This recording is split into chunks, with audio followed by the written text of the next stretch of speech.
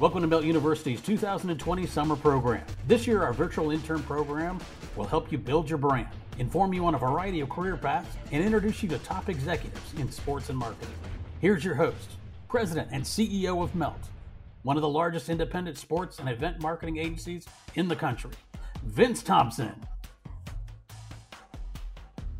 Welcome back, students, listeners. Summer Virtual Melt University 2020, we roll on, and we've got a special treat for you today. Not only a very, very dear friend of mine from a personal level, we've been together, working together for nearly 20 years now, which is amazing.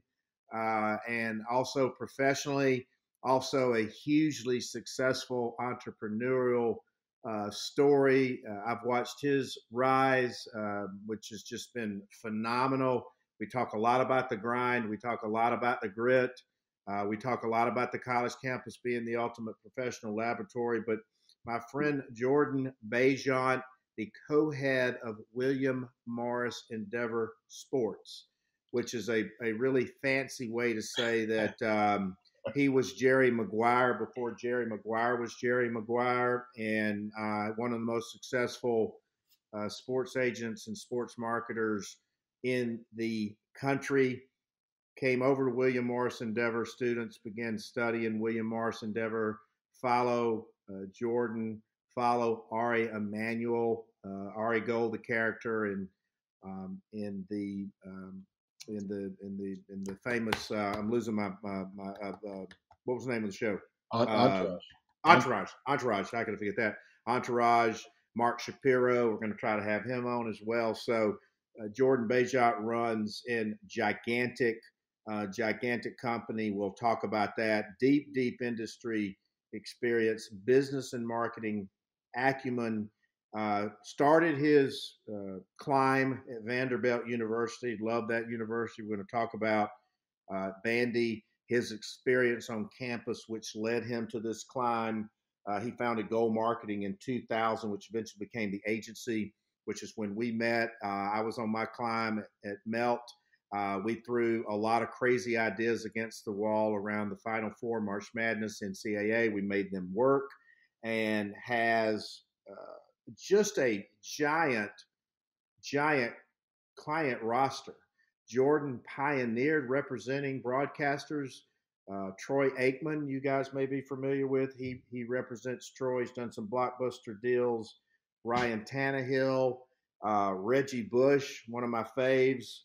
Marshall Falk, Bobby Hurley. He is the coach's agent, and I sat in the lobby with him in Minneapolis last year at the Final Four, and I literally, like, this guy's in the Hall of Fame of the lobby. If you want to meet anybody in a hotel lobby, you sit there with my friend Jordan. But Jordan, welcome, and it's such an honor to have you on today. Thank you for joining Melt University. Thanks, Vince. I mean, I think the interview's over. It was a great interview, I thought. I was going to say, how am I doing so far? Pretty good. Pretty good.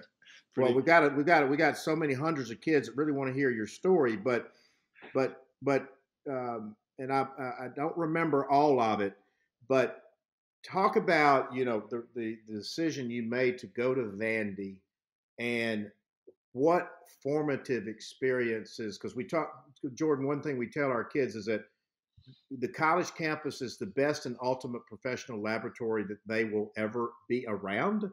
So talk about your early experience. Did you have a passion for sports? Did you play sports? What sort of got you on this path at Vandy? I did. I had a passion, and I think it's important to differentiate between a passion for sports and a passion for the business of sports. I do think that, and we can get into that later, but I think it's a critical piece to differentiate. Mm-hmm. But I did have a passion for the business of sport in high school, and early on I did internships. So between my junior and senior year, I interned at the NHL, way before Gary Bettman was even the commissioner, and that really ingrained in me and reinforced that that's what I wanted to be, in the business of sports. I didn't know how. There's so many different ways, and that's why I think internships are so important. But what it did, every morning when I woke up, I was excited about going to my internship, and that was really important.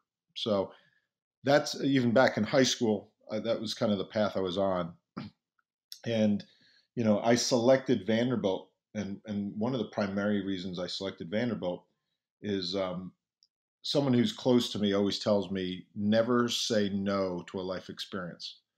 And something that was really unique to me was I grew up in New Jersey and mostly in the Northeast. And going to Nashville at the time, it was a completely different environment that I was used to. Mm-hmm. Mm-hmm. Not just the location, but the people and what their interests were, and how they socialized and how they talked and what they ate, and that was important to me to get out of my comfort zone. So that's Mm-hmm. that's that's something that I've really always kind of pushed myself, is to get out of my comfort zone. And in all my large decisions I've ever made, I felt uncomfortable with it, and that's typically one of the things that I know why I made a good decision. I mean, if you're just uncomfortable, nothing else, that's an issue. But if being uncomfortable is part of the decision, then I think you're on the right path. Mm-hmm.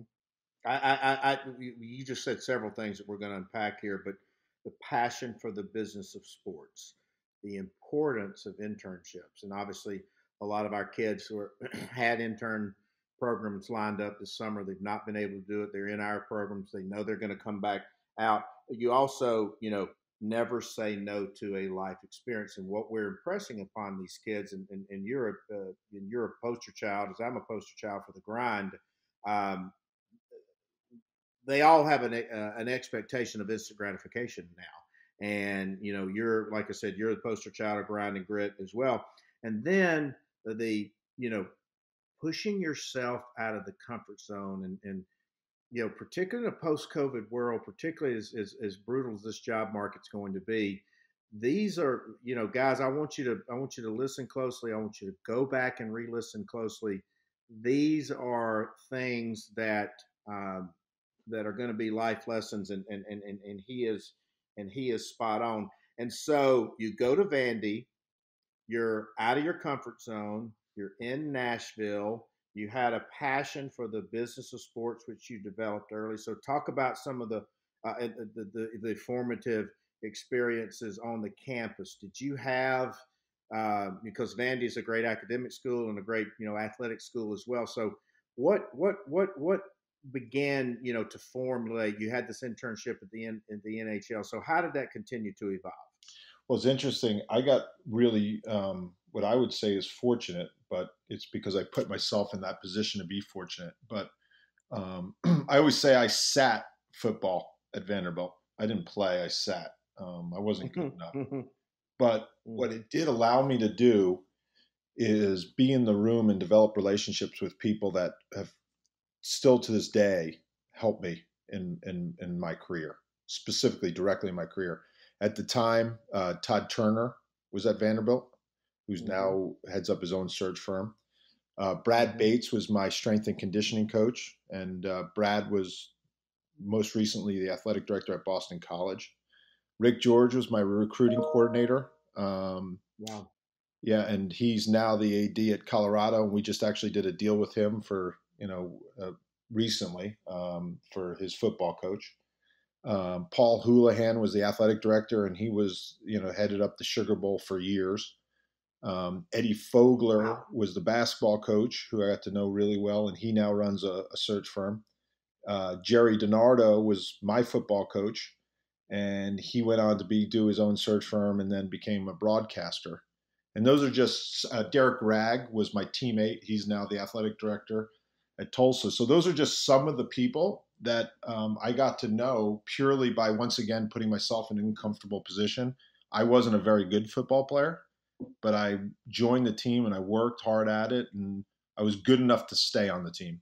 And if I hadn't, put myself out there, all those people who have at some point in my career had a real impact, some much deeper than others, but I would never have met those people. And that's just a handful of people that I met, once again, by putting myself in an uncomfortable situation that turned out to be a lot of fun too.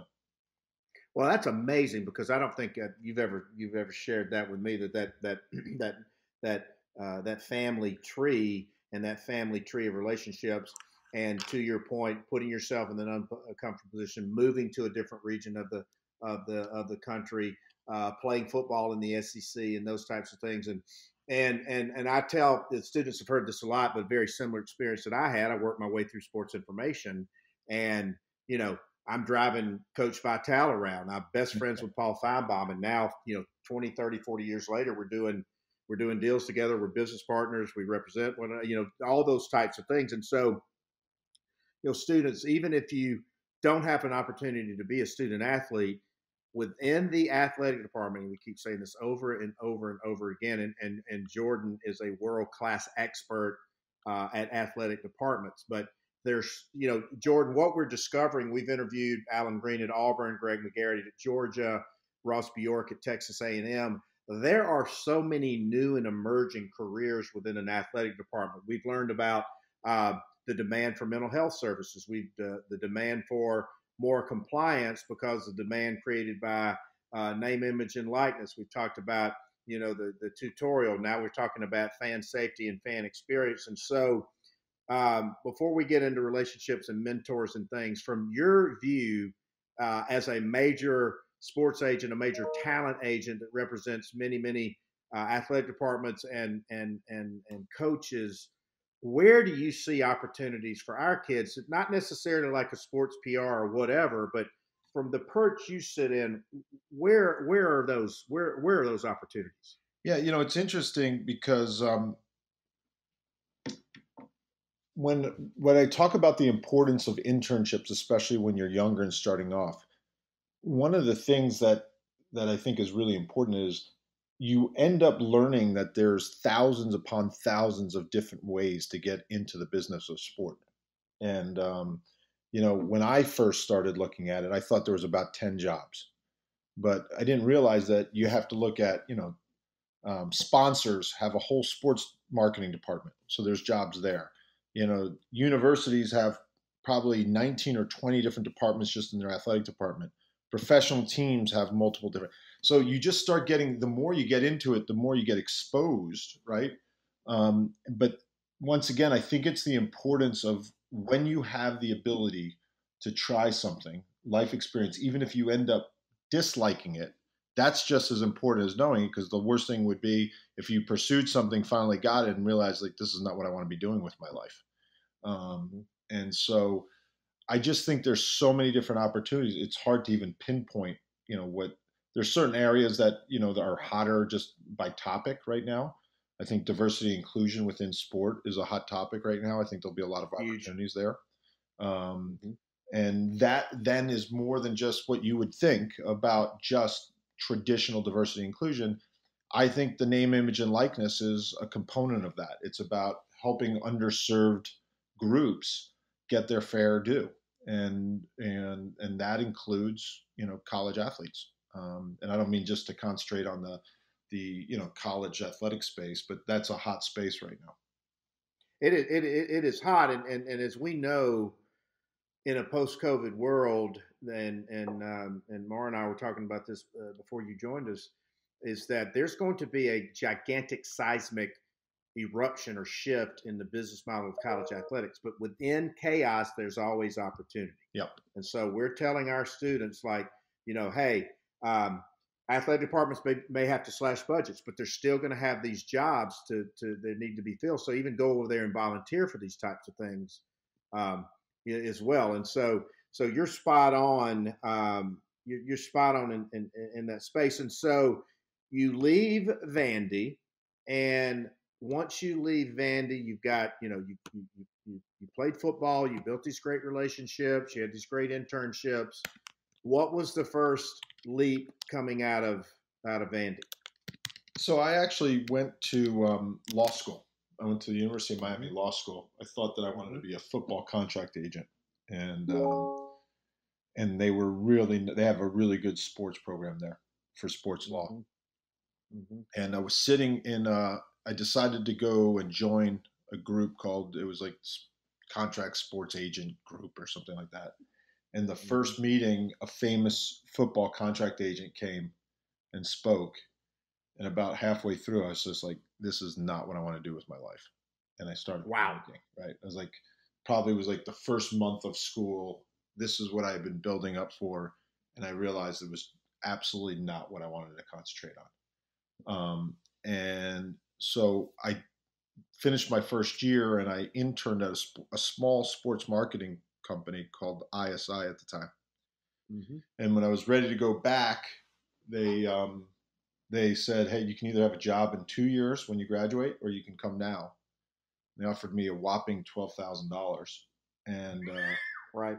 I took it. I took the 12,000. I went for the money, and that's how my career started. Law school was great. It gave me a great kind of base for some thinking, but for me, that money was better spent to augment my living standard and just to get my foot in the door and build relationships and get real life learning. Some people, it's the graduate programs are great, and for some people, for the areas that they're going into, they need extra. For what I just kind of, what my path was, I got exactly what I needed out of law school, which was just some training, some thought training. Well, it's fascinating because you just said two or three major things that we hear from a lot of successful people we're interviewing, is that you sometimes these experiences, you may not know exactly what you want to do, but sometimes you can discover really quick what you don't want to do. Yeah. And so you go to law school, you're hell bent on being a Jerry Maguire or Mark McCormick or whatever, and then you have this huge epiphany. You go back, you're doing you're an intern program, and they offer you this job. So you again pushed yourself out of the comfort zone. You took that shot. We talk a lot about taking that shot. If I hadn't walked up to the guest lecture at journalism, I never would have been on my career path. And having the courage to take that shot. I mean, that is I didn't know that story. So you go to work for ISI, and obviously very successful agency at the time. And so you dive in. And so what was that first experience like? Because we talk to our kids a lot. They're job hoppers. If they're not CEO in 6 months, they want to go, what's my career path and this and that. And I'm like, guys, this is going to be a grind. This is a marathon, not a sprint. So talk about your early experience there. Yeah. I actually was writing, there's an assistant group at WME, and we were just doing a little bit of a written Q&A on it. And they were asking me about my best experiences, et cetera. And the job that really got me going, got me really, really on my path, was my first job. And it was interesting because most people consider that like the biggest grunt job that I had. But I was a special assistant to the president, which meant I did everything from answering phones to making Xerox copies to sitting in meetings I should never have been into to picking up the guy's daughter at kindergarten, right? It was all encompassing. And the interesting thing is, some people are like, well, I would stay late and answer phones when his assistant Bingo. left. And Bingo. And it turned out to be the greatest break I ever had, is to be answering telephones late night for him. Because at the time, one of his clients was purchasing an NBA team, and it was going to be a long process. He was a general manager of the team at the time. So everything he had to do after his working hours, which sometimes were after the games of the team. And wow. I was the only one I was literally, my job was to wait until after his game for him to call, tell us what happened that day, for me to translate kind of some information, because this was a time before everyone had cell phones and everything else. So, oh yeah, people forget that. Yeah. So I literally just sat at that office and was answering his phones, and every night he'd call and say, okay, this is what happened. Can you tell your boss this? And what did your boss say about my 5 questions from yesterday? And I would relay it. So first of all, I had to understand everything. So it was a great learning experience because my boss had to explain it to me so that I could explain it to the client. Wow. And then on top of it, it took a year. And so I developed such a good relationship with this client that ultimately, when I went and started my own agency 6 years later, because that agency had been purchased a couple times, this client was my first client. He said, "You've been with me from the beginning. Let's go." And Wow. so I tell that story because, some of the younger people in our company are like, well, really, I got to answer phones for a year and a half. And I was like, if I didn't answer telephones, I may not have ever started my agency, which we built to about $100 million agency. So you just don't know. You have to try and get something out of everything. Everyone always talks about when you guys, people don't do this anymore, but when we had a Xerox, you're told to read everything that you were going to Xerox, right? Or copy. Amen, brother. And there's new versions of that for what you're doing in the world of technology and electronics. I would always, for me, I sit with my assistant, who's one of my trusted advisors now, and he is now asked to help me write some of my presentations and some of my letters. That's great for me because it takes something off my plate and I help guide him, but it's great for him. That's the way that he learns our business and that he gets involved. And he's now developing relationships with my clients. I hope it's not for him to go start his own company. I hope it's for him to start Right. his own Right. division of our company. But Right. it's you got to, not everything is going to be given to you. I mean, that's the biggest weakness of the most recent generation is it's an entitlement, right? And Yep. there's a balance for what you should get out of equity and fairness and treating people the right way, but you have to avoid that entitlement. The onus is still on you to earn that trust. Amen. And we like to, we talk to them straight up and say, hey, you got this knock on you, this generation, and come in and disprove this to us. And I mean, you, like I said, you're the poster child for so much, but that, and so 6 years, what made you decide to take that leap? Or diving in the deep end, as shall we say. I was pushed. So that agency was a really successful agency, but had gotten purchased at the time. It was getting purchased for the third time, in essence. And a couple of my clients just said, "We're done." Like they're selling us basically to people we don't even know, and we don't even have a chance to say if we like them or not. So 3 of my clients came to myself and one other partner and just basically said, "You can either start your own agency or we're going to go find different agents." So at the time, it was Isaiah Thomas, Troy Aikman, and Jim Furyk. Oh, that's that. So that's it. Hall of Famer, Hall of Famer, and Hall of Famer. Yeah, so we were pretty fortunate. But once again, the Jim Furyk story, we called him from a phone book, which you guys don't know what it is anymore either. But that's how we called his dad in Pennsylvania. We looked him up in the phone book, and we had never represented a golfer before.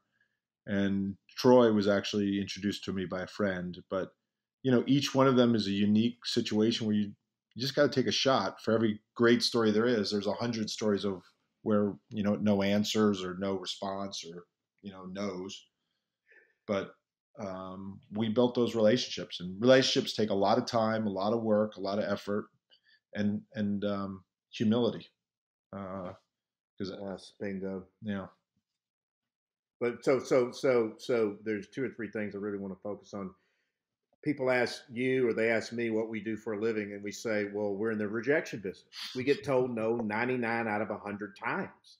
But I tell our students every day, the letters N-O don't spell no. It's the first 2 letters of the words not yet.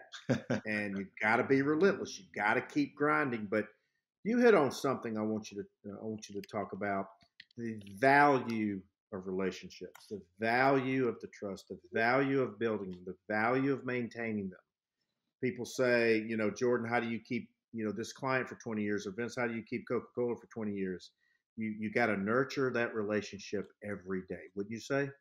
Yeah, I do. And that's the differentiator in our business, Vince. I mean, at the end of the day, it's your relationships why Coca-Cola really, it's your ideas and your relationships. Those are the 2 things. And, at least from our side of the business, from the representation standpoint, we always talk about that these guys or women don't need another friend. That's not what the fact that they right. The fact that they get along with you it's a critical element. but they don't need another friend. And if you were their friend, they wouldn't be paying you. You'd be doing it for free. So you have to Right. understand that every day you can get fired. I mean, that's the cruel element of our business. And sometimes you deserve to be fired and sometimes you don't, but it's going to happen. And it's how you respond to it. And it's how do you make sure that the majority of your clients don't do it. And how you're going to do that is by building that relationship with them. And you do that through success and ethics. That's how you build those relationships. We also talk to our students a lot about you're going to get thrown off the saddle. You're going to get told no. And I wish I had learned this earlier because I'm an emotional guy, but you can't take this stuff personal. You cannot take it personal. We do. But we do.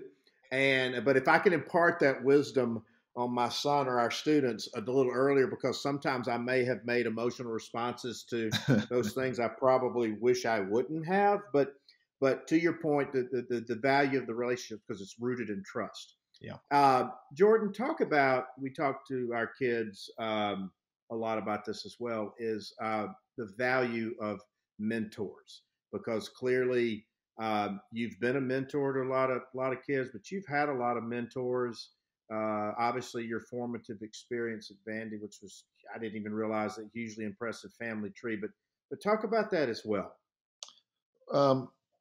Well, they're basically mentors are, the cheat sheets for you, right? I think if you have a certain level of intelligence and work ethic, you'll be able to figure it out. It's just going to take you a lot longer and a lot more mistakes, and it's going to be a lot more costly. So what mentors can do is alleviate a lot of your mistakes. So you have a higher rate of success, and you can also have a better quality of life because they can really point to you what's important, what's not, and what you should be worried about, what you shouldn't be worried about. And it's never too late to add mentors, right? Right. Yeah. And don't be arrogant about who a mentor can be. Right. A mentor can be, and I'm saying this in a very respectful way, but in the grand scheme, it can be anyone from a janitor or receptionist to the CEO of your company. Absolutely. Everyone's got you just don't know where you're going to get great pieces of advice. And so, quite frankly, it's part of the fun is building these mentorships. Well, and you and I are, we're sort of social creatures as well, but to your point, you can find some of the most uncommon mentors in some of the most uncommon places, but you got to talk to people. You got to communicate. You got to look them in the eye. You got to do a lot of listening. And that's why we stress upon the importance of mentors. But so in your position, from the outside, everybody wants to be in our business. Everybody thinks it's glamorous. Everybody thinks it's sexy. And by the way, it is. And we have a lot of fun. But it's a grind. But what gets Jordan's attention? If a young Jordan or a young Vince Thompson's coming out of Auburn or Vandy, what gets your attention? What gets on your radar? Because I'm telling these kids, I'm like, hey, every interaction with Jordan Bazant is a potential audition. He may be a potential employer of yours. You may be a potential employee.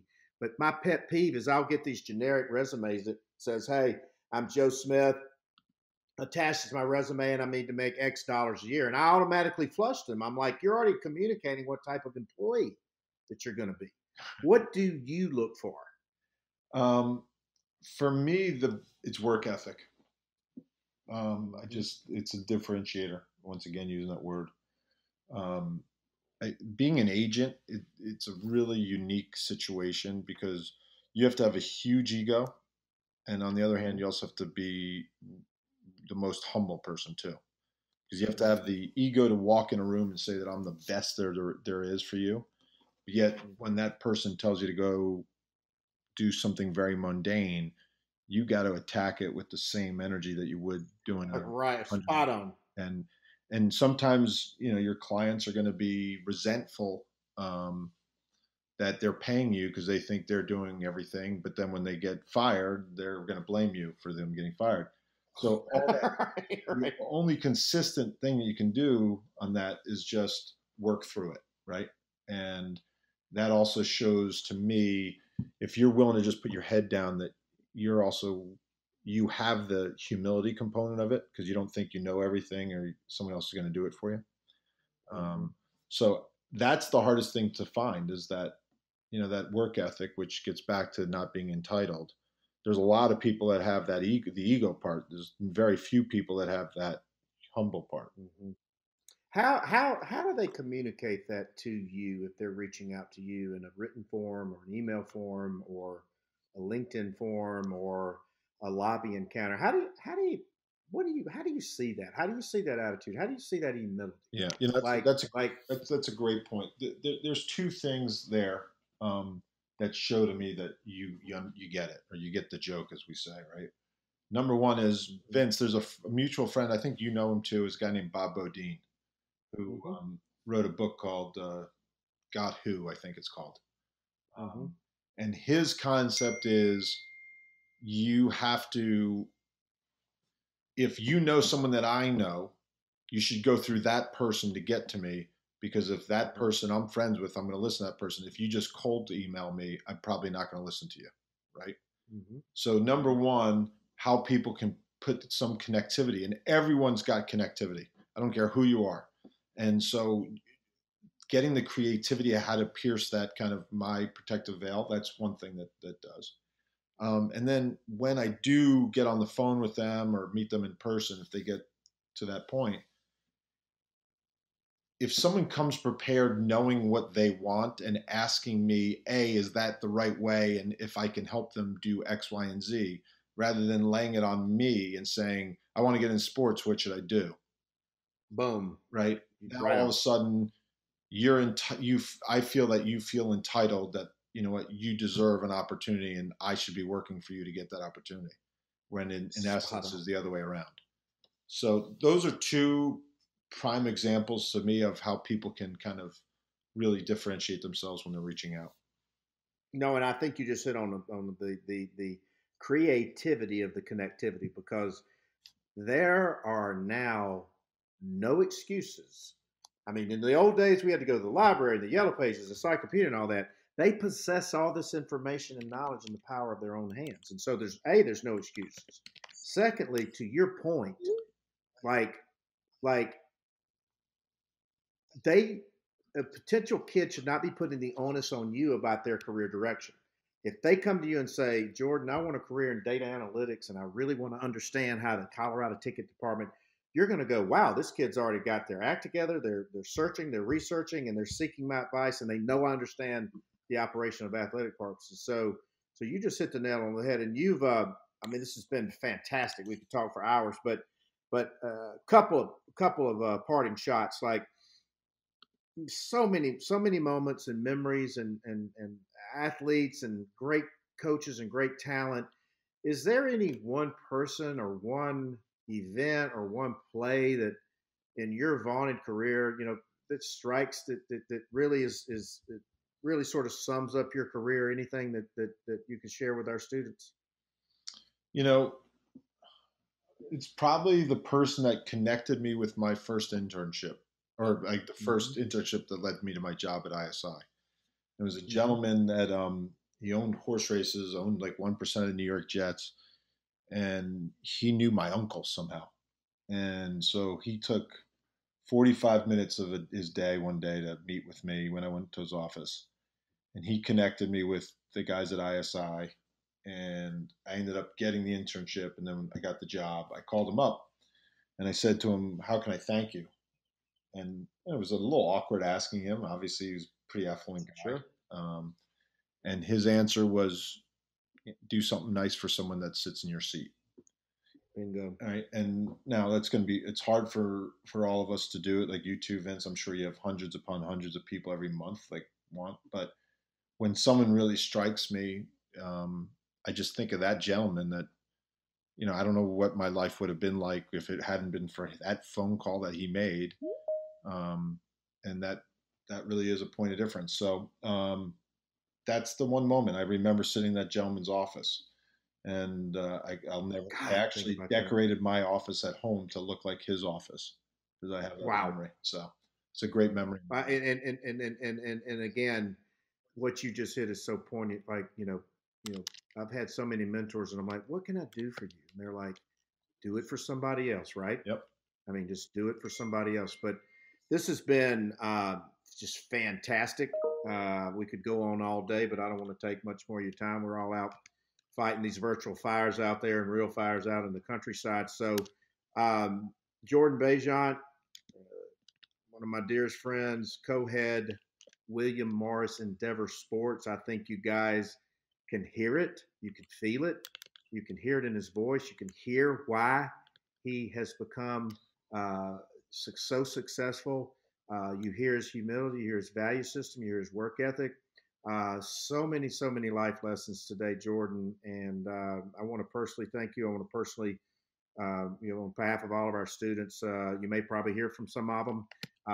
They go to you'll probably get some nice handwritten notes. They are out hunting Easter eggs, trying to track people down and all this. But we certainly appreciate your time, and we certainly appreciate you contributing to virtual Melt University Summer 2020. Thank you so much, Jordan. Thanks. I really appreciate it.